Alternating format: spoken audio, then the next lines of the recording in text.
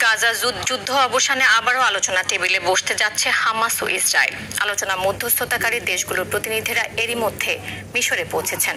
2 দিনের এই আলোচনায় যুক্তরাষ্ট্রের বিশেষ দূত অংশ নেবেন। তবে এর মধ্যেও গাজায় অব্যাহত রয়েছে ইসরায়েলি হামলা। এতে নিহত হয়েছে আরও অন্তত 70 ফিলিস্তিনি।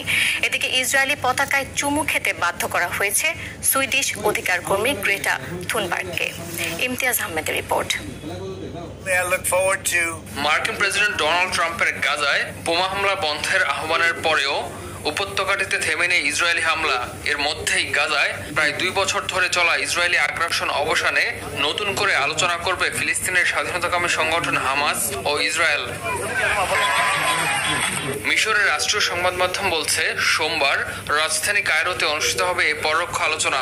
হোয়াইট হাউস থেকে জানানো হয়, আলোচনার জন্য মার্কিন প্রেসিডেন্ট ডোনাল্ড ট্রাম্প তার মধ্যপ্রাচ্য বিষয়ক দূত স্টিভ উইটকফকে এরই মধ্যে মিশরে পাঠিয়েছেন। যদিও ইসরায়েল প্রতিরক্ষা মন্ত্রী ইসরায়েল কাটস বলছেন, গাজার প্রথম ধাপের পরিকল্পনা শিগগিরই বাস্তবায়ন করা হবে। এতে পুরো প্রক্রিয়া শেষে হামাসকে নিরস্ত্র করা হবে, আর ইসরায়েলি সেনারা নির্দিষ্ট এলাকায় তাদের অবস্থান বজায় রাখবে।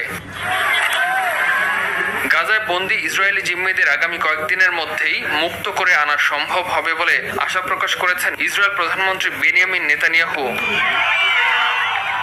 অন্যদিকে গাজায় ত্রাণ পৌঁছে দিতে যাওয়া গ্লোবাল সুমুদ ফ্লোটিলা থেকে ইসরায়েলি সেনাদের হাতে আটক অধিকার কর্মীদের সঙ্গে খারাপ ব্যবহার ও নির্যাতনের অভিযোগ উঠেছে।